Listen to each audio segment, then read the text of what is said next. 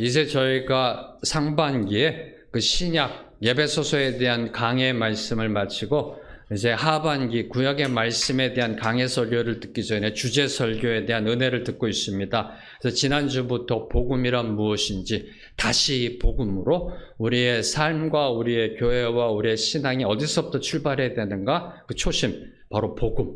복음이 무엇인지에 대해서 8월 말까지 하나님의 은혜를 듣고자 합니다. 그래서 지난주부터 복음이란 주제로 설교해 나아가고 있는데요. 그래서 오늘 말씀 이렇게 준비하면서 이 마태복음 2장 1절과 6절을 딱 주시는데 묵상하는데 제 첫 반응, 하나님 이거 크리스마스 아닌가요? 네. 크리스마스 성탄절 말씀 아닌가요? 네. 그 생각이 드는 순간 혼났습니다. 네. 네가 목사냐? 네. 네가 목사냐? 24시간 365일이 성탄이 돼야 된다. 성탄이 돼야 된다. 크리스마스가 돼야 된다. 네. 목사 너부터 크리스마스는 12월 달이라고 생각하고 있으니까 교회가 바로 서지 못하는 것이다. 그래서 무릎 꿇었습니다. 그렇구나. 네. 그러면서 이 말씀을 이제 묵상해 나아가면서 하나님께서 주시는 이 복음이라는 것은 예언된 진리임을 다시 한번 저희들에게 말씀해 주시리라 믿습니다. 사랑하는 성도 여러분, 이 복음이란 단어는 누가 언제 제일 먼저 사용했을까요? 한번 고민해 보셨는지요? 복음이란 단어는 언제 제일 먼저 생겼을까요? 네, 복음. 네. 복음이란 단어는 예수 그리스도가 이 땅에 오심으로 생겨난 단어가 아니라는 겁니다. 복음이란 단어는 이미 오래전부터 세상에서 사용되어졌던 정치적, 사회적 용어입니다. 고대 사회에 있어서 이 복음이라는 것은 특별히 이 국가 또는 이 왕궁과 관련된 세자의 탄생이라든지 또는 전쟁에서의 승전보, 혹시 그리스 아테네 전쟁에서 그리스가 이겼을 때 그 승전보를 올렸던 42.195를 뛰어가서 전령이 외쳤던 그리스가 승리하였다가 바로 복음이라는 단어로 표현되고 있습니다. 바로 국가적인 좋은 소식을 나타냈던 것이 바로 이 복음이라는 겁니다. 자, 그러면 세상적으로 좋은 소식, 특별히 국가적인 어떤 그 왕궁과 관련된 그런 좋은 소식이 언제부터 예수님과 관련되어져서 사용되었을까요? 언제부터? 네, 그 복음이란 단어를 예수 그리스도에게 적용해서 선포하시기 시작하신 분이 바로 사도 바울이십니다. 사도 바울께서 먼저 이 복음이라는 단어, 세상에서 쓰여지고 있던 좋은 소식 중에서 바로 예수 그리스도의 복음만이 절대 진리의 유일한 복음임을 선포하시기 시작하신 겁니다. 하나님의 아들 메시아신 그분이 이 땅에 오신 그 소식, 그 좋은 소식이 세상의 여러 다른 소식들과 구별되어서 진리의 소식이다. 진리의 소식이다. 왜냐하면 이 좋은 소식은 저 온 우주 만물을 창조하신 하나님, 그 하나님이 그 아들을 이 땅에 보내신 바로 그 유일한 진리의 복음이기 때문에 정관사 덜을 붙여서 사용하기 시작하신 것이 바로 저와 여러분이 알고 있는 이 복음이라는 겁니다. 참고로 옛날 그 고대 헬라 문어를 보면은 이 복음이란 단어를 사용할 때 주로 복수형을 씁니다. 우리도 지금 영어로 보면은 news라고 S자가 붙어 있잖아요. 복수형으로. 네, 그런 식으로 복수형으로 주로 사용되었습니다. 왜요? 국가적인 소식들은 많으니까. 복수형으로 사용되어졌는데 이것을 사도 바울께서는 정관사 덜을 붙이고 단수형을 쓰십니다. 절대 유일의 오직 복음. 바로 그 복음, 바로 그것이 예수 그리스도가 이 땅에 오신 것, 바로 이 오신 것이 복음임을 사도 바울께서 제일 먼저 선포하셨습니다. 그리고 사도 바울께서는 이 복음을 설명할 때 늘 성경에 여기 사도 바울 서신서를 보면 앞에 이런 관용구가 붙습니다. 성경대로 또는 기록된 바. 네. 여러분이 사도 바울 서신서를 이제 읽으실 때 위에서 보세요. 성경대로, 성경에 기록된 바라는 걸 꼭 붙입니다. 무슨 뜻일까요? 이 복음은 성경에서 이미 예언되어져 왔다라는 겁니다. 이미 성경에서 예언되어져 온, 약속되어져 온 바로 그 복음이 바로 예수 그리스도이심을 선포하고 증거했던 분이 사도 바울이시고요. 사도 바울이 사도 바울 서신서에 복음이란 단어를 쓰니까 그 다음에 성경 저자들, 복음서 저자들이 그 복음이란 단어를 쓰기 시작했던 겁니다. 자, 그러면 사도 바울께서는 이 복음은 성경대로 기록된 바, 즉 성경에서 예언되어져 왔다. 그러면 성경에서 제일 먼저 예수 그리스도의 복음을 예언했던, 선포했던 구절은 어떤 구절일까요? 9월 4일부터 이제 저희가 창세기 강해를 들어갑니다. 네, 창세기 3장 15절. 창세기 3장 15절에 보면은 선악과를 따먹은 아담과 하와 그리고 뱀, 사탄으로 비유되는 뱀을 불러놓고 하나님이 심판하시며 사탄을 향해 이렇게 심판하십니다. 여자의 후손으로 오는 사람이 내 머리를 짓밟을 것이다. 네. 그러니까 뱀으로 비유된 사탄이 이제 여자의 후손으로 오시는 예수 그리스도에 의해서 패망할 것을 선포한 것이 창세기 3장 15절입니다. 그래서 학자들은 이 창세기 3장 15절을 원복음이라고 합니다. 복음 중에서도 제일 첫 번째 원복음, 네, 원조, 네, 원조 복음이어서 원복음이라고 합니다. 혹시 성도님들 패션 오브 더 크라이스트 보셨는지요? 안 보신 분? 안 보신 분 계시네요? 네. 저희 교회가 언제 한번 이 영화를 같이 한번 봤으면 좋겠어요. 반응이 없으면 안 보고요. 여기 너무 좋지 않나요? 여기 와서 같이 모여서 패션 오브 더 크라이스트를 보고 같이 은혜 받고 같이 찬양하고, 네, 성도님들이 싫으면 안 하고요. 네, 언제 한번 보도록 하겠습니다. 이 패션 오브 더 크라이스트를 보면은 예수 그리스도의 마지막 12시간, 네, 마지막 12시간은 이제 그 전날 밤 새벽 3시부터 그날 오후 3시, 네, 숨을 거두시는 그 12시간 동안 무슨 일이 일어났는지를 보여준 영화입니다. 그래서 예수님이 겟셋마네 동산에서 새벽 3시에 기도하시는 것으로부터, 네, 기도하시는 것부터 이 영화가 시작됩니다. 네, 저희가 준비한 그 스틸컷이 있는데 한번 영상 보여주시겠습니다. 이 영화의 시작은 겟셋마네 동산에서 기도하시던 예수님 앞에 뱀이 다가옵니다. 그리고 이 뱀의 머리를 예수님이 밟으시는 모습이, 이 모습을 보여주면 이 영화를 시작합니다. 그런데 저희가 성경 어디를 봐도요, 예수님께서 겟셋마네 동산에서 기도하실 때 뱀이 다가왔고 그 뱀의 머리를 예수님이 짓밟았다라는 기록은 없습니다. 없습니다. 네, 믿어주세요. 제가 그래도 목사고 신학자입니다. 그럼 이 영화가 말하고자 했던 건 뭘까요? 도대체 왜 이러한 것을 보여주면서 시작했을까요? 바로 이 영화가 말하고자 했던 핵심은 이 창세기에 기록되어 있는 그대로 복음이 이루어졌음을 보여주고자 했던 겁니다. 다시 말씀드리면 예수님은 성경이 처음부터 예언한 대로 이 땅에 오신 하나님의 아들 메시아시다. 바로 이것을 보여주고자 했던 것이 이 패션 오브 더 크라이스트의 시작입니다. 멜 깁슨 감독하신 그분이 보여주고 말하고자 했던 핵심이 바로 그겁니다. 예수님은 원래 창세기에부터 기록되어져 있는 대로 오신 바로 그분이시다. 사랑하는 성도 여러분, 진리라는 것은요, 인간이 만들어내는 것이 아니라는 겁니다. 인간이 고안해내는 것이 아니라는 겁니다. 진리라는 것은 예수님이 이 땅에 성육신 하셔서 갑자기 생겨난 것이 아니라는 겁니다. 진리는 원래부터 있었더라는 겁니다.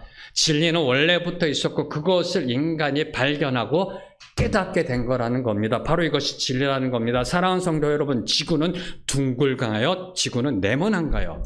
예. 인간이 이 지구가 둥글다라는 진리를 발견한 것이 얼마 안 됩니다. 원래 있는 것을 발견해내는 겁니다. 네, 물 안에는 H2O라는 분자가 있습니다. 네, 원래 그렇게 있는 겁니다. 그 진리를 발견해내는 겁니다. 자연과학적인 진리, 천문학적인 진리, 우리의 삶 속에서 드러난 진리, 그러한 진리들이 있습니다. 네, 그런데 이 세상에 있는 좋은 소식들 중에서 오직 예수 그리스도의 그 진리만이 좋은 소식이라는 겁니다. 그 진리만이 좋은 소식이다. 네, 바로 이것을 말씀하고 있는 것이 바로 성경에서 예수 그리스도에 대한 예언이라는 겁니다. 근데 너무나 안타까운 건 하나님의 아들이신 예수 그리스도, 진리이신 그분이 이 땅에 오셨을 때 그분을 영접한 사람들은 소수였다라는 겁니다. 베들레헴 들판의 목자들, 그리고 동방에서 온 박사들. 오늘 저희들이 읽은 말씀 속에 동방에서 온 박사들. 이 박사는 우리가 지금 알고 있는 무슨 박사학위 그런 박사가 아닙니다. 마고스란 헬러어는 점성술가 또는 천문학자란 뜻입니다.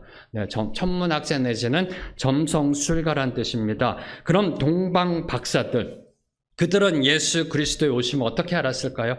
네, 복음이 이 땅에 선포되었음을, 네, 그동안 가려져 있던 복음이 이 땅에 계시되어지고 선포될 때 이 복음을 어떻게 알았을까? 예수 그리스도의 오심을 어떻게 알았을까? 오늘 말씀 1절과 2절 말씀, 1절과 2절 말씀 함께 읽겠습니다. 시작. 헤롯 왕 때에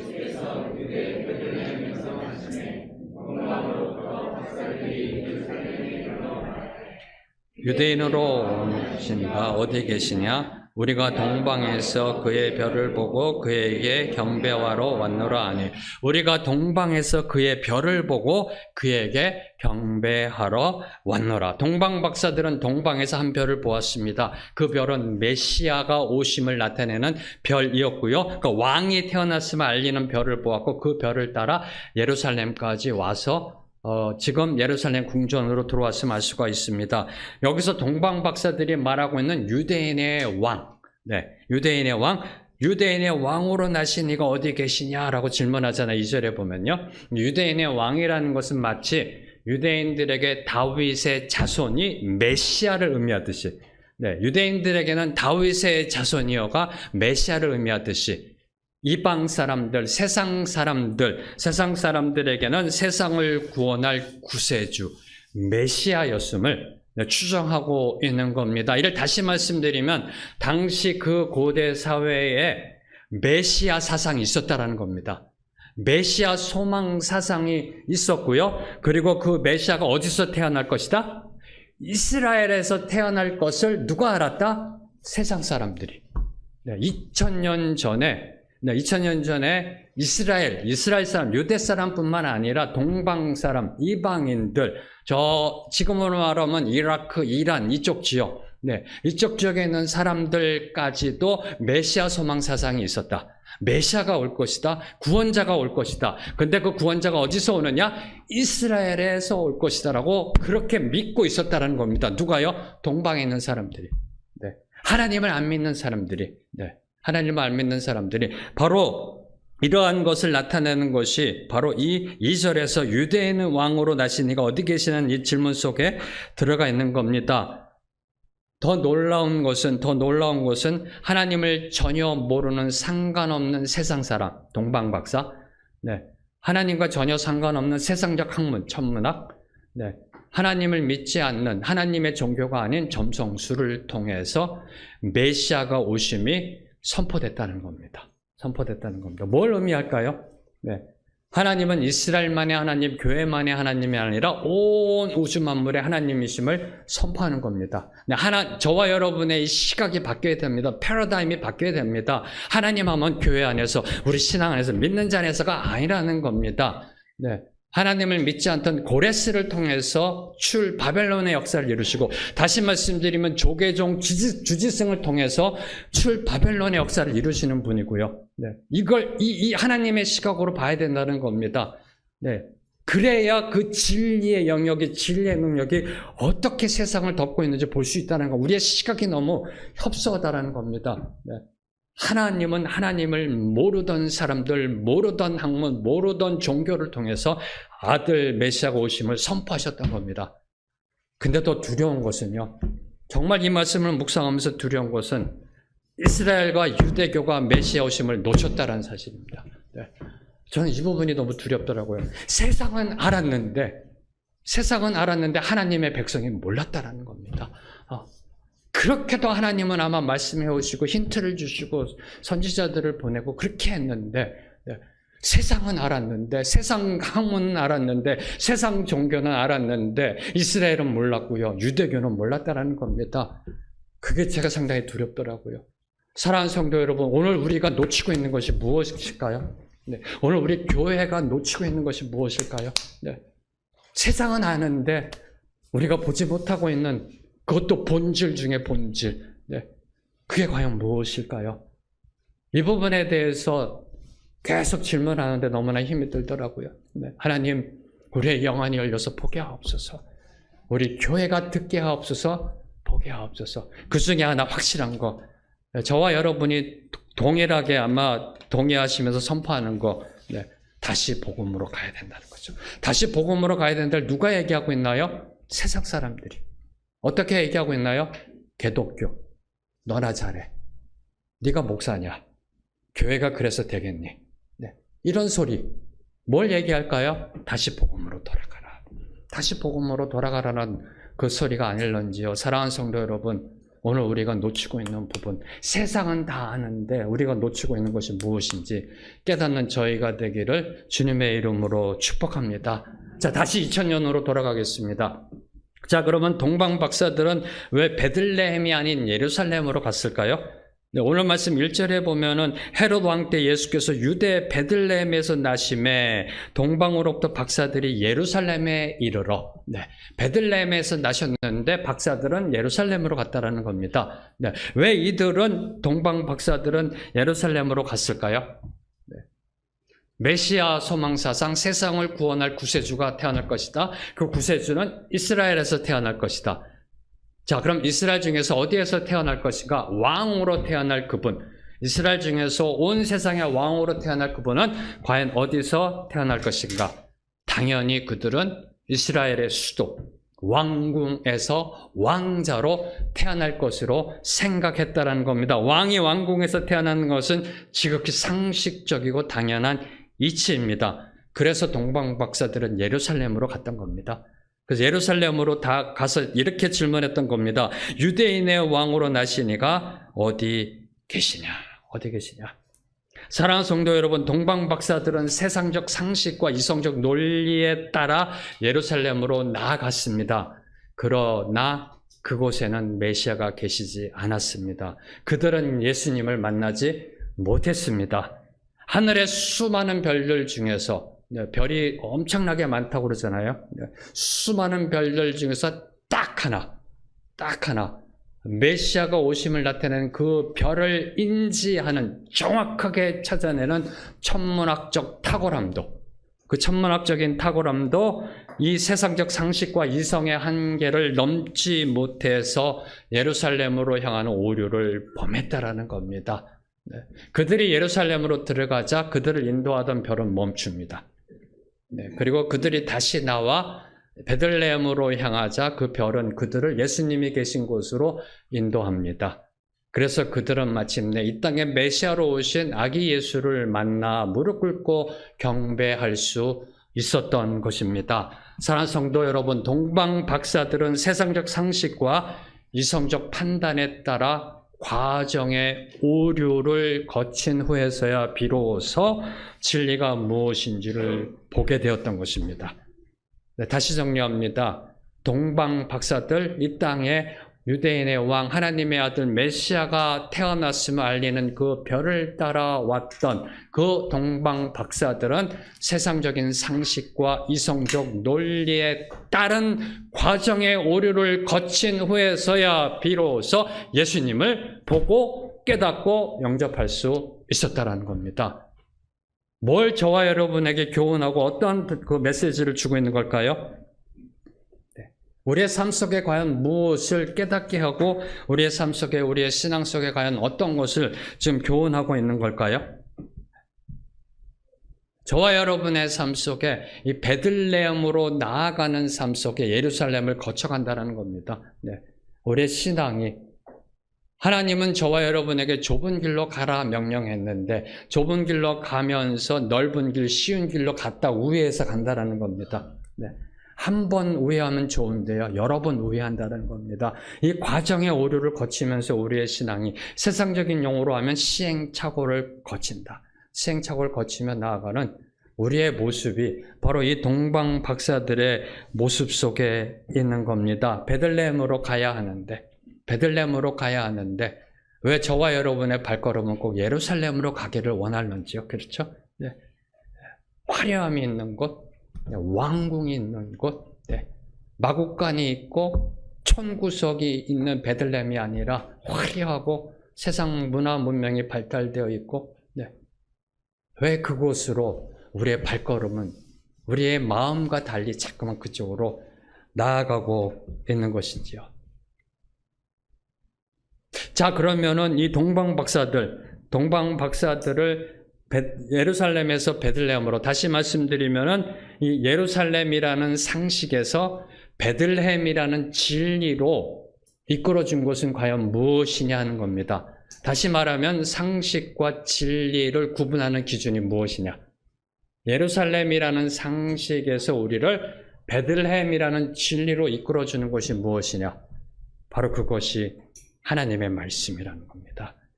바로 그것이 성경 말씀이라는 겁니다. 오늘 말씀 4절과 6절 말씀, 4절과 6절 말씀 함께 읽겠습니다. 시작. 왕이 모든 대제사장과 백성의 서기관들을 모아 그리스도가 어디서 나겠느냐 물으니 이르되 유대 베들레헴이오니 이는 선지자로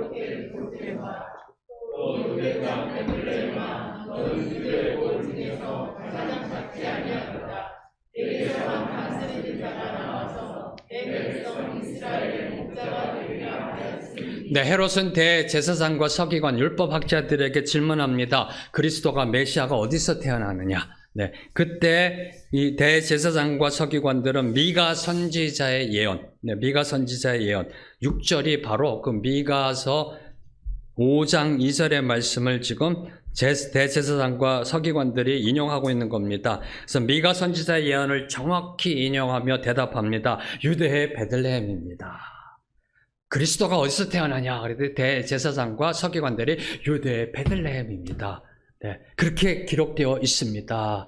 베들레헴에서 통치자가 나올 겁니다. 메시아가 태어날 겁니다. 이스라엘의 목자가 될 겁니다. 온 세상을 구원할 메시아가 바로 베들레헴에서 태어날 것입니다라고 대답합니다. 무엇을 의미할까요? 복음이 무엇인지를 알려면 메시아가 이 땅에 오심을 알려면 어디서부터 출발해야 된다? 성경. 네. 복음이 무엇인지 알려면 진리로 나아가기 위해서 상식이 아닌, 논리가 아닌, 이성이 아닌 진리로 나아가기 위해서 어디에서 출발해야 된다? 하나님의 말씀. 하나님의 말씀에서부터 시작해야 함을 교훈하고 있는 겁니다. 자, 하나님의 말씀을 보겠습니다. 성경을 보면은 이 메시아 별, 이 동방박사가 본 메시아 별은 이미 오래전 성경이 처음 기록되어질 때, 지금부터 3400년 전에 하나님이 모세에게 내 말을 기록하라라고 처음 이 성경이 기록할 때부터 그 하나님의 별, 메시아 별은 예언되어져 있습니다. 놀랍지 않나요? 네. 목사가 이렇게 흥분해서 막 할 때는 이게 놀라운 거예요, 이게요. 네. 3400년 전에 성경이 쓰여질 때, 그때 하나님은 이제 그 성경이 쓰여질 때 그걸 기록하게 하셨습니다. 네. 성경이 처음 기록될 때부터 예언되어졌던 이 메시아별, 이스라엘 백성이 이제 이집트에서 출애굽합니다. 네. 저희가 얼마 전까지 해서 신명기 큐티를 했기 때문에 아직 기억이 조금은 새로우실 거예요, 그죠? 네. 그래서 40년의 광야 생활을 마치고 이제 가나안 땅 입성하기 전에 모압 평야에 이렇게 몇 명이요? 남자만 60만. 거의 한 200만 되는 이스라엘 사람들이 모압 평야에. 네. 성지순례 다녀오신 분들은 아마 느보산에서 안에 내려다보니 거기를 꽉 채워 있는. 네. 그랬더니 누가 놀랬나요? 그 모압 왕 발람이 놀란 겁니다. 네. 발람이 발락이 놀래요. 네, 그래서 발악을 합니다. 네, 그래서 그 당시 최고의 점성술가를 발람을 초청해서 이들을 저주하라라고 합니다. 저주한 다음에 아마도 전쟁을 하려고 했던 것 같아요. 신의 저주 후에 전쟁하면 이기니까. 네, 저주하라 하면서 발람을 데려다가 3번에 걸쳐서 저주를 요청하는데 눈을 떴다 감았다라는 표현을 합니다. 지금 무슨 뜻이냐면 신령한 척한 거죠, 발람이. 그러면서 하려고 했는데 성령에 이끌려서 이스라엘 백성을 축복하게 됩니다. 3번을. 그랬더니 모압 왕 발락이 됐다, 이제 그냥 가라. 필요 없다. 그랬더니 발람이 한마디만 하고 가겠다. 그래서 하나님께서 주시는 영으로 예언합니다.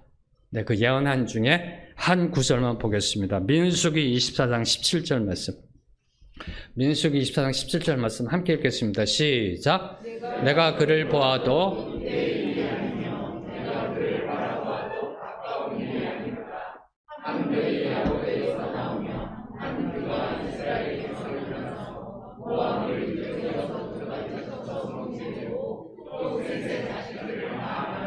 네, 잠깐 자막 보여주시고요. 한 별이 야곱에서 나오며 한 규가 이스라엘에게서 일어난다. 규라는 건 통치자를 이야기합니다. 네, 근데 한 별이 야곱에서 나온다.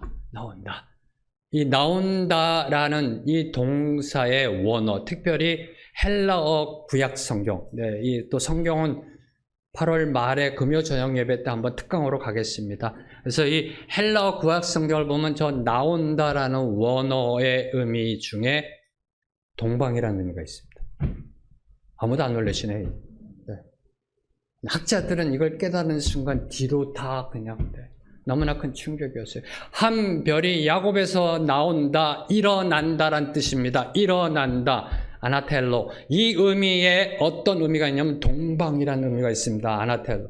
네, 아나톨레란 동방이라는 의미. 무슨 뜻이에요? 별이 동방에서 일어날 것이다. 언제 예언한 겁니까? 지금부터 3,400년 전에 동방 박사들이 이 별을 보기 1,400년 전에 성경이 처음 쓰여질 때 하나님께서는 모세를 통해서 바로 이 메시아 별을 성경에 예언해 놓고 계셨던 겁니다. 한 별이 야곱에서 나올 것이다. 한 별이 동방에서 일어날 것이다. 바로 예수님이 이 땅에 오시기 1400년 전 이방 점술과 발람의 입을 통해 예언됐던 그 별을 동방 박사들이 보았던 것입니다. 전율이 안 느껴지세요? 와, 이게 안 느껴지면 제가 설교 잘못한 거예요, 지금요. 네. 아니, 동방박사 1400년 전에 이방 점술과 발람을 통해 예언했던 그 별을 지금 동방박사들이 보고 있는 거예요, 지금요. 와, 네. 그 별을 본 겁니다. 그 별을 따라온 겁니다. 성경이 예언했고요. 이방 점술과 발람, 그리고 동방박사들, 그 천문학자들이 시간과 공간을 넘어 증거했던 그 별이 누구냐? 그 별이 바로 유대 청년 예수임을 사도 요한은 선포합니다. 요한복음 1장 9절에서 11절 말씀. 요한복음 1장 9절에서 11절 말씀 함께 읽겠습니다. 시작. 참빛 곧 세상에 와서 각 사람에게 비추는 빛이 있었나니 그가 세상에 계셨으며 세상은 그로 말미암아 지은 바 되었으되 세상이 그를 알지 못하였고 자기 땅에 오매 자기 백성이 영접하지 아니하였으나. 메시아 별은 진리이셨고요. 근데 그 진리는 이미 창세전부터 계셨고, 그래서 하나님이 성경을 쓰실 때 계시하셔서 예언하셨고, 그 예언된 별을 지금부터 2000년 전에 그 예언되고 1400년 뒤에 동방박사들이 보았고, 네, 베들레헴의 들판에 있는 목자들이 보았고, 네, 바로 그 별을 따라왔던 동방박사들이 만난 분은 메시아, 예수님이셨고, 그 예수님이 바로 그 빛이었음을 선포한 이 요한복음 사도 요한의 고백. 네, 이 세상에 참 빛으로 오신 분, 세상을 빛으로 오신 그 빛은 온 세상을 만든 창조주였다라고 고백합니다. 네. 놀랍지 않나요? 둘 중에 하나예요. 요한이 미쳤거나, 아니면 이게 진짜거나. 둘 중에 하나입니다. 미쳐가지고 헛소리를 했거나 빛이 있었는데 세상을 비췄는데 그 빛이 세상을 창조했대요. 뜬구름 잡는 헛소리거나 아니면 그것이 진리이거나. 저는 이것이 진리임을 믿습니다. 왜요? 성경 처음부터 마지막까지 기가 막히게 하나도 틀림없이 딱딱딱 맞아 떨어지니까 한 사람이 쓴 게 아니라니까. 성경은요 40여 명의 인간 저자가 거의 1000년 이상 쓴 것이 성경이라니까요. 1400년 이상. 네. 시간이 다르고 공간이 다른 사람들이 어떻게 짜고 쓰겠습니까, 이거를. 네. 시간과 공간이 달라서 쓴 40여 명의 저자들이 쓴 게 기가 막히게 착착착착 맞아 떨어지는 거. 이걸 과연 어떻게 설명할 수 있을까요? 네. 그냥 이렇게밖에 고백할 수 없습니다. 진리다. 진리다. 네. 진리다. 이것 왜 어떻게 저희가 대답할 수 있을런지요. 네. 3,400년 전에 발람이 예언했던 별, 2,000년 전에 동방박사가 봤던 그 빛은 바로 예수 그리스도이셨습니다. 메시아가 이 땅에 빛으로 오셨습니다. 그러나 안타깝게도 어두움은 그를 영접하지 않았다. 사도 요한의 고백이고 저와 여러분이 살고 있는 이 세상에 보여주고 있는 현실입니다. 자기 땅에 오매 자기 백성이 영접하지 아니하였다. 네. 예나 지금이나 예수 그리스도를 영접하지 않습니다. 누가요? 이 세상은. 세상이 무엇인가요? 예수님이 창조한 곳인데. 네. 창조한 곳인데. 자, 예수님 당시에 예수님을 받아들이지 않는 사람, 제일 먼저 저희들은 헤롯 왕을 들 수가 있습니다. 오늘 말씀 속에 나타난 인물 중에 헤롯은 메시아의 탄생 소식을 듣고 기뻐하기는커녕 심기가 불편하고 두려워합니다. 왜요? 자기의 자리가 위태로워지니까. 그래서 아기 예수를 죽이려는 음모까지 꾸미고 2살 이하 아이들 죽이는 그러한 살해를 저지르게 됩니다. 자기의 왕권을 지키기 위해서 자기 아내와 2 아들까지도 죽인 사람입니다. 자기의 왕권을 지키기 위해서 이런 사람에게 유대인의 왕이 태어났던 소식, 그것도 성경이 기록된 대로 태어났던 소식 들었을 때 그 헤롯의 마음은 어떤 마음이었을까요? 저 아기 예수를 제거해야 하겠다. 사랑하는 성도 여러분, 이런 헤롯에게 하나님은 과연 어떤 하나님이셨을까요? 헤롯은 무슨 조로아스터교, 무슨 무슬림 그런 종교가 아니라니까요. 헤롯 왕도 유대교입니다. 네, 유대교입니다. 하나님을 믿는 사람입니다. 여호와 신앙을 가진 사람입니다. 그 헤롯에게 하나님은 과연 어떤 분이셨을까요? 네. 헤롯에게 하나님은 자기에게 유익할 때만, 자기에게 이로울 때만 신으로 인정하는 세속주의적 신앙인을 대표합니다. 기복주의적 신앙인을 대표합니다. 나에게 힘든 일이 생길 때, 어려운 일이 생길 때, 문제가 생길 때는 하나님 어디 있냐고 가짜라고. 네.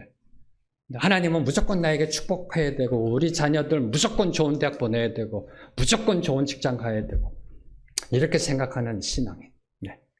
행여라도 내 새끼 손톱 하나라도 문제가 생기면 하나님을 비판하고 저주하고 원망하는 사람들. 바로 이것이 헤롯이 보여주고 있는 신앙의 모습입니다. 2번째, 예수 그리스도를 영접하지 않았던 사람은 대제사장과 서기관들입니다.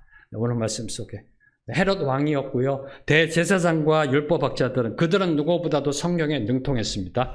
네, 성경 박사였고요. 메시아 탄생에 대한 미가서의 예언을 정확히 알고 있었습니다. 그리고 그것을 증거까지 했습니다. 동방 박사들과 헤롯에게 증거까지 선포하는 그런 사람들이었었습니다. 그러나 그 어느 누구도, 대제사장과 서기관 중에 그 어느 누구도 미가서의 예언이 어떻게 성취되었는지 알고 싶어 하지 않았습니다. 어디까지 그들의 임무였냐면은 미가서에 기록되어 있는 것을 기억하고 선포한 것 끝. 그것이 어떻게 성취되었는지 학자로서의 관심도 호기심도 보이지 않았습니다. 네. 그냥 미가서에 기록되어 있습니다. 예언되어 있습니다. 베들레헴에서 메시아가 오십니다. 끝. 네. 바로 이러한 대제사장과 서기관들의 모습은 머리만 커진 신앙이에요. 네. 머리만 커진 신앙이 내가 갖고 있는 지식만 이야기하고 그 지식만 자랑하면 거기서 스톱되는 성경 지식만 있는 신앙인을 보여주고 있는 것이 바로 대제사장과 율법학자 서기관들의 모습입니다. 제가 스코틀랜드에서 박사과정 공부할 때 정말 쇼킹했던 것. 네, 우리 박사과정에 있는 학생들도 박사급으로 다 인정해 주십니다, 교수님들. 그래서 교수님들 세미나에 같이 들어가서 사실 그게 죄송합니다, 표현이 죽을 맛입니다. 왜요? 이 교수님들 헬라어, 히브리어만 얘기하는 게 아니라요, 라틴어를 얘기하고요, 고대어를 막 얘기를 해. 그러면 저 같은 사람이 이제 라틴어 들어가고 고대어 모르잖아요. 근데 웃어요, 교수님들이 서로. 그럼 다 같이 웃는 척 해야 되잖아요. 너무 힘들어요. 네, 너무 힘들어요. 네. 근데 이제 제가 있던 대학이 아버딘 대학교고, 이제 에딘버러 대학에 있는 신학학 여자 교수님이 오셔서 이제 강의하는 겁니다. 세미나 돌아가면서 하니까. 예수님의 복음에 대한 것을 연도별로 연구하신 분이세요. 시간별로. 근데 그거를 딱 이렇게 하는데 와 너무나 기가 막혀요. 앞뒤가 맞고요. 네. 그래서 문헌을 갖고 하면서 성경 갖고서 쫙쫙쫙쫙 하는데 처음부터 끝까지 흐트림없이 쫙 하는데 기가 막히더라고요. 와 대단하다 대단하다. 근데 이상하게 끝나갈 쯤인데 은혜가 안 돼요. 은혜가 안 돼요. 네, 그래서 마지막에 이제 강의가 끝나고 이제 Q&A 질문 있는 사람 질문하라고 저도 모르게 손을 올리네 또요. 그냥 올라갔더라고요. 네, 질문을 이렇게 했습니다. Are you Christian? 당신 기독교인입니까? 저도 모르게 그냥. 근데 여자 교수님이 단 1초의 망설임도 없이 웃으시면서 No. 크리스찬이 아니래요. 성경을 연구하는 그냥 박사죠. 여러분 예를 들어서 뭐 음악 박사, 뭐 철학 박사, 경제학 박사 하듯이 그렇게 그냥 신학을 직업으로 한 박사였던 거예요. 박사였던 거예요. 와, 전 정말 놀랐습니다. 머리만 커진 신앙인이 아니라 이제 성경 지식으로 나아가는 직업인으로 나아가는 그런 모습들. 교회는 나가신대요. 연구해야 되니까. 예배는 드린대요. 근데 크리스찬은 아니래요. 그게 오늘날 현대인들의 교회 나오는 사람들 중에 있다는 것이 얼마나 큰 쇼킹이었는지 모릅니다. 그리고 세 번째 마지막으로 온 예루살렘 사람들도 유대인의 왕 메시아 오심에 대한 소식을 들었음을 알 수가 있습니다. 오늘 3절 말씀을 보면 온 예루살렘이 듣고 뭐 했다고요? 소동이 일어났다고 합니다. 소동이 일어났다고. 유대인의 왕 메시아가 탄생했던 소식은 온 예루살렘 성이 떠들썩하게 만든 소동의 쇼킹한 뉴스였다라는 겁니다. 서간의 모든 사람들이 듣고 소동한 뉴스예요. 들었어? 나도 들었어. 메시아 왕이 태어났대. 어디서 태어났대? 우왕좌왕 서로 막 전화하면서 이런 소동이 일어나. 오늘날로 얘기하면은 BBC와 CNN이 이 뉴스를 갖고서 하루 24시간 그것도 며칠에 걸쳐서 내보낸 뉴스라는 겁니다. 이 뉴스가. 온 예루살렘 성이 소동할 정도로 쇼킹한 뉴스가 선포된 겁니다. 무슨 뜻일까요? 온 예루살렘 백성이 알았다는 겁니다. 누가요? 뭘요? 예수님이 이 땅에 오신 메시아가 이 땅에 태어나신 것을 알았다는 겁니다. 그런데 말씀을 보면 그 어느 누구도 동방박사를 따라가 예수님께 경배드리지 않았다는 사실이에요. 그들의 왕이 왔는데 그들의 메시아가 이 땅에 오셨는데 다 알았는데 소동이 일어났는데 왜요? 아침부터 저녁까지 CNN, BBC에서 계속 들이대니까 메시아 왕이 왔다 하면서 동방박사 인터뷰하고 막 이런 거 계속 내보내고 있는데 다 아는데 그 어느 누구도 동방박사를 쫓아가서 예수 그리스도 앞에 무릎 꿇고 경배드린 사람이 한 사람도 없었다라는 겁니다. 당시 유대교의 주류를 이루었던 예루살렘 사람들, 이스라엘 3대 절기에 온 이스라엘에서 사람들이 예루살렘 성전에 올라와서 예배 드릴 때 그 예배의 주류를 이루었던 사람들이 예루살렘 성 사람들입니다. 그 주류를 이루었던 사람들, 바로 그 사람들의 신앙은 삶과 신앙이 분리된 이원론적 종교인의 삶을 살았다는 겁니다. 아마 그랬을지도 몰라요. 동방박사에게 좀 갔다 오면 저에게 핸드폰으로 좀 알려달라고. 어떻게 생기셨는지.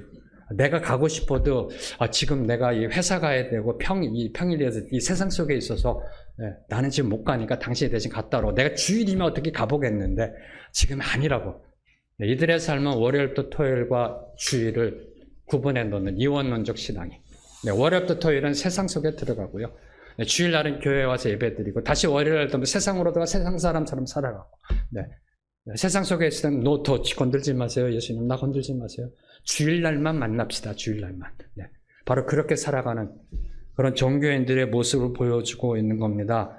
사랑하는 성도 여러분, 여러분의 신앙의 모습은 어떤 모습인지요? 헤롯 왕의 모습인지요? 대제사장, 율법학자, 서기관들의 모습인지요? 아니면 예루살렘 백성들의 모습인지요? 디모데후서 3장 7절 말씀은 오늘도 우리를 향해 다음과 같이 경고합니다. 디모데후서 3장 7절 말씀을 보면 항상 배우나 끝내 진리의 지식에 이를 수 없다. 항상 배우나 끝내 진리의 지식에 이를 수 없다. 왜요? 경건의 모양만 있고 경건의 능력이 없기 때문입니다. 성경 지식으로 머리만 커진 예루살렘은 이 땅에 오신 하나님의 아들 메시아를 보지 못했습니다. 빛으로 오신 예수님을 보지 못하는 영적 어두움 속에 있었던 겁니다. 이런 영적 어두움은 예수 그리스도가 십자가에서 못 박혀 달리실 때 예루살렘에 임한 3시간의 칠흑 같은 어두움으로 연결되어집니다. 네. 그들의 영적 어두움은 예수님이 십자가에 달리셨을 때 오후 12시부터 오후 3시까지 3시간 동안 예루살렘에 임한 칠흑 같은 어두움으로 연결되어진 겁니다. 이 어두움은 심판의 전조입니다. 사랑하는 성도 여러분, 동일한 영적 어두움이 이 땅을 덮고 있습니다. 네. 특별히 한반도를 덮고 있습니다. 제가 영적으로 느낀 것만 해도 벌써 2번 이상을 경고하셨습니다. 네, 이 땅을 향해. 네, 영적 어둠이 덮고 있습니다. 어떻게 해야 될까요? 이 어두움을 밝히기 위해서, 이 어두움을 물리치기 위해서는 빛이 필요합니다. 빛이 있어야 볼 수 있고 빛이 있어야 어둠을 물리칠 수 있는 줄로 믿습니다. 제가 한국에 왔을 때 네, 어느 집사님이 이 암으로 인해서 너무 힘들어하시는 말기 상태여서 이제 신방을 가게 됐습니다. 지금 여기서 예배 드리시는 분 중에 저하고 같이 동행했던 분이 계세요, 지금. 네. 그래서 그분을 찾아갑니다. 그리고 제가 듣기로는 신앙도 좋고 JDS도 열심히 하셨고 그런 걸 들어서 저 나름대로 기도하면서 말씀을 준비하고 그분을 찾아갔습니다. 그분을 찾아갔는데 그 얼굴을 딱 보는 순간 너무 당황했습니다. 왜요? 저는 신앙이 좋다라고 들었고 JDS도 열심히 하고 아픈 가운데도 해외 아울리치도 갔다 오고, 근데 그분의 눈은 저를 보고 이렇게 얘기하고 있더라고요. 목사님 살고 싶어요. 목사님 살고 싶어요. 네. 그런 눈빛이더라고요. 그래서 준비해간 말씀 덮고 다른 말씀을 선포하고 왔습니다. 네, 그리고 좀 시간이 지나서 또 연락이 왔습니다. 응급실에 들어가셨더라고요. 네. 삼성 서울병원에. 그래서 제가 양재에 있을 때 달려갔습니다. 택시 타고. 그 응급실에 들어놓으셔서 지금도 잊어버릴 수가 없는 게 바로 눕지도 못하고 엎드려가지고 이렇게요. 아프셔서 통증 때문에 며칠을 못 주무셔서 너무나 힘든 가운데 아파하시는. 네. 그래서 병실이 나기를 기다리다가 안 돼서 거기서 다른 사람들이 있어서 찬양을 할 수가 없잖아요. 네, 저는 이 찬양과 기도와 예배가 치유의 역사가 있음을 믿기 때문에 그래서 어쩔 수 없이 기도만 해드리고 돌아왔습니다. 근데 한 2시간 정도 흐른 다음에 거기 함께 계셨던 권사님이 전화가 옵니다, 저한테. 그리고 이렇게 말씀하십니다. 권사님, 이 집사님 깨어나셨어요. 깨어났는데 꿈속에서 천국을 보았대요. 네. 목사님, 천국을 봤대요. 네. 기도하고 나서 좀 잠이 드시더라고요. 그래서 저는 이제 돌아왔는데 몇 시간 뒤에 거기 계셨던 권사님이 전화가 오신 거예요, 저한테. 목사님, 집사님 깨어났는데 꿈속에서 천국을 보았대요. 천국을 보았대요. 이제 그 집사님 마지막 임종을 앞두고서 제가 마지막으로 뵀을 때 가족이 같이 있었고요. 제가 이제 병실 문을 두드리고 들어가는데 그 눈빛은 저에게 이렇게 말하더라고요. 목사님, 빨리 가고 싶어요. 그곳 빨리 가고 싶어요. 그곳 빨리 가고 싶어요. 네. 네. 저는 그 눈빛을 잊어버릴 수가 없습니다. 처음에 그 집사님을 만났을 때 온몸이 암으로 전이 돼서 있을 그 어두움의 눈빛. 살고 싶어요, 목사님. 살고 싶어요. 그 어두움의 눈빛. 모든 것을 절망하고 모든 것을 힘들어하던 그 눈빛. 그러나 마지막 눈빛. 빨리 가고 싶어요. 반짝반짝 빛나는 그 눈빛. 소망의 눈빛. 가족들을 향해 복음, 그리스도 예수를 믿으라라고 당부하시며 가셨던 그분. 뭐가 다를까요? 그분은 집사님이셨고 JDS를 열심히 섬겼고 신앙이 좋은 분으로 알려져 있었습니다. 그러나 영적 어둠이 있었던 겁니다. 왜요? 빛을 만나지 못했기 때문에. 마지막 임종하실 때 그 눈빛, 빛을 만난 눈빛, 빛으로 인도함 받은 그 눈빛, 그것이 생명이고요. 절대 진리를 만난 자의 고백입니다. 사랑하는 성도 여러분, 이 땅에 빛으로 오신 그분 안으로 들어갈 때 무엇이 진리인지, 어떻게 사는 것이 인생의 정답인지를 바로 보게 될 줄로 믿습니다.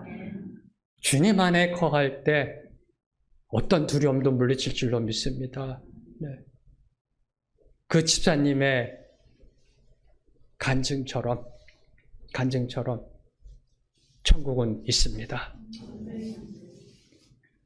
하늘의 소망은 진리입니다.